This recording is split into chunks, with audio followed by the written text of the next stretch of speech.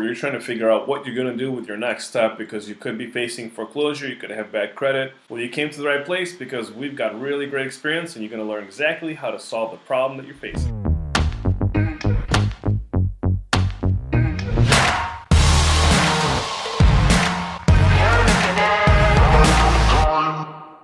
Thank you for joining. Today we went into the Wayback Machine to 2018 and we're going to be working through a lot of these renter videos because I think the experience that other people have faced in the past is really going to help people maybe like you or some of your friends or family who've been experiencing some bad credit or eviction or foreclosure or other credit challenges, and they're thinking, how am I going to get an apartment? Well, we have really great experience. We're very selective about the people we work with. And today I'm going to showcase somebody that we worked with, so there are a few steps for you to follow so you can figure out exactly what your next step is so that you can get yourself back on track, and we'll help you through a rental solution. So let's go through this renter video I prepared for you here. This young lady here, she will be going through her rental situation, credit situation, whatever she's looking for. And this is just one sampling of the kind of work that we've done in the past. And she will go unnamed for a very good reason. We like to keep anonymity, but the kind of stories that people have shared with us, we have permission to share with you. And so let's figure out what kind of challenges she's faced. I'm going to do a play-by-play to help you figure out what it is that we're going to be solving for her. And if you have any special situations or circumstances that I may not have covered in previous videos, just go ahead and message me and then we'll figure it out. We'll talk through and see what we can do for you. Remember, 36010x.com is where we're getting these solutions, but you can always work directly with 36010x.com. And who knows, you might even get a chance to talk to me personally, virtually, to help you through these challenges. So let's get started with what it is that this candidate renter has come to us with a kind of trouble that she's had. Okay, here we go. My credit score is low because I had to file for bankruptcy.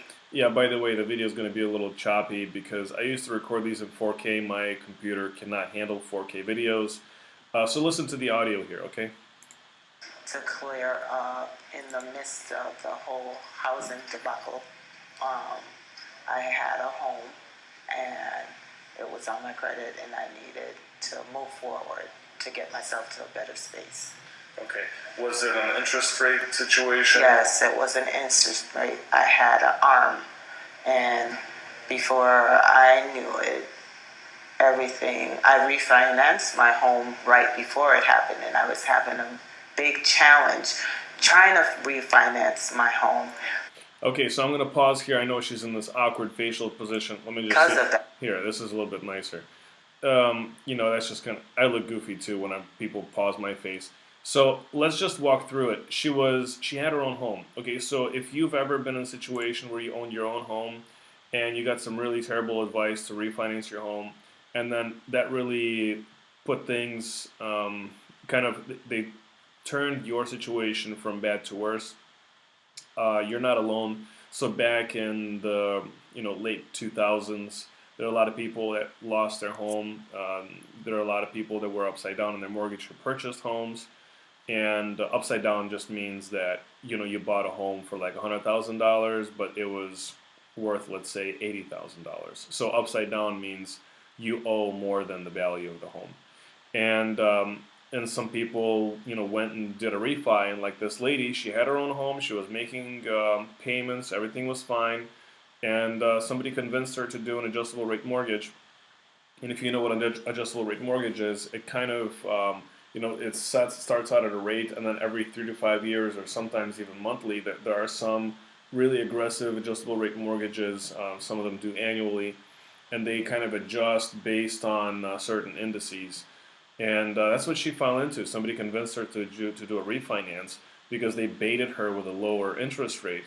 She did the refi, and then the refi is like short for refinance, and then ended up losing her home, and then where she used to own her own home and had an opportunity to not pay rent and was potentially going to eventually pay it off one day and have equity and have a place where she could retire, she ended up losing that, and that's pretty sad. Some people end up going through that kind of situation, and they lose all their investment, all the money they paid up to purchase the home, her down payment, all of the monthly payments, that were paid after that. So, look, shitty things happen to good people, and sometimes you have to start over. And she came to the right place. We did help her eventually get a connection to a landlord. That's what we do. But let's hear more of the story, and so you can see, some of the things that you can learn. That adjustable rate mortgages are not the best thing. They're not a bad tool, but like with all things, some tools are going to be used in certain situations. Construction, for example, if you're going to be doing construction, adjustable rate mortgages are perfect because you're going to pay a lower amount, and hopefully you can flip the property fast enough before the interest rate adjusts. Sometimes, if you're really good at guessing, you can guess that adjustable rate mortgage will be the right thing for you. You'll end up saving a little bit of money, and then you can get a fixed rate later. But those are gambles, and I don't think you should gamble with such a massive investment as a personal property. So let's dive in and see what happens next. I wish they never did it, and then everything, it probably would have worked out better for me after the housing market tanked, than for me to refinance right before it tanked.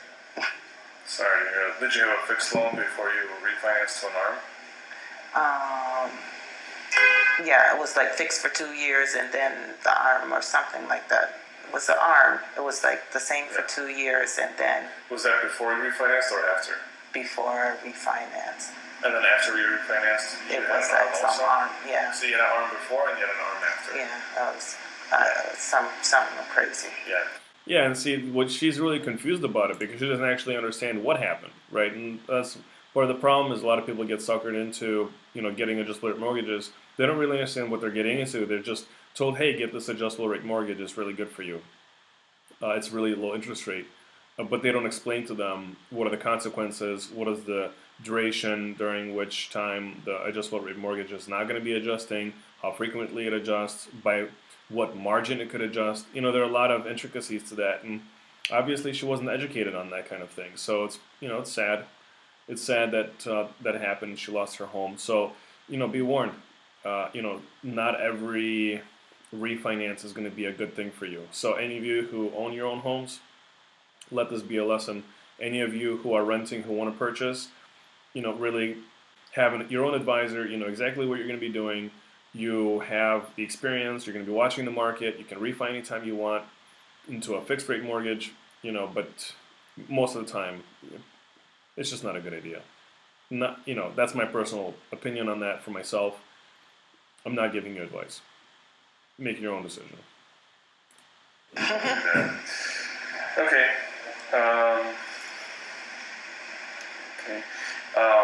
What is the one thing that you would say would be memorable about you? Hold on, before we do that. Can you talk about how you keep your current apartment? Yeah, we don't care about that. So now we know she has damage credit because she lost her property. And so that's one sad story that eventually can turn for a lot of people. You can get some great opportunities. If you have any questions, you want to know, what should I refinance? Talk to a mortgage professional. If you want to take your bank to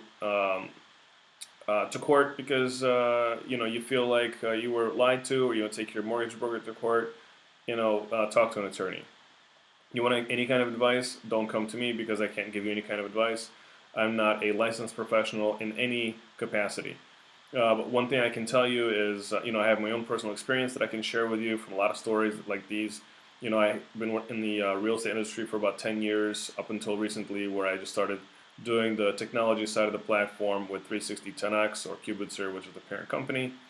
And if you want to, get my opinion on something, about how I feel about certain things, I'll be happy to share those with you. That is not advice, just to be clear. And if you want to use the service, we have some really great options. You don't have to use the service, obviously, but if you want to use the service, you want to work with somebody that you feel like is going to understand your circumstance because it is complicated. Just so you know, a lot of real estate agents and other rental platforms out there, they don't specialize in bad credit.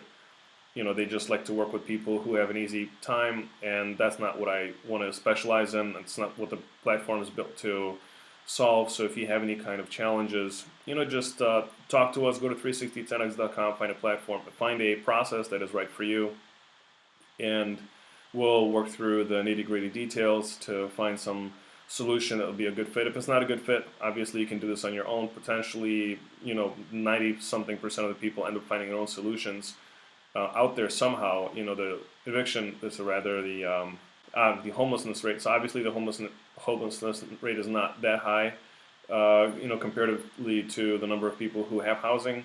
So people find their solutions, even though 56% of the marketplace has bad credit. So you can find a solution out there for yourself if you really intend on doing that. But obviously that comes at a cost of time and money. Applying for the different places, having your credit pulled multiple times isn't exactly going to help your credit score get improved, because multiple credit inquiries will lower your credit score. And that's time and money. So if you don't value your time and you feel like you can do all this thing on your own, it's going to be fun for you to get denied and drive around places and apply, then by all means don't let me deny you of your happiness. But if you would rather save some time and pay somebody a few $100s to solve this kind of problem for you, for most rental challenges, people have low credit. Our flat fee is $500. Obviously, that changes. I don't even know if I should have told you, because probably somebody will be watching this 5 years later, and the inflation has really adjusted things, and people are buying fuel at $120 a gallon. I hope that never happens, but you never know. Okay, so yeah, talk to me later, and if you have any questions, me or somebody very intelligent will answer your questions and help you along with your process. 36010x.com. Have a good day.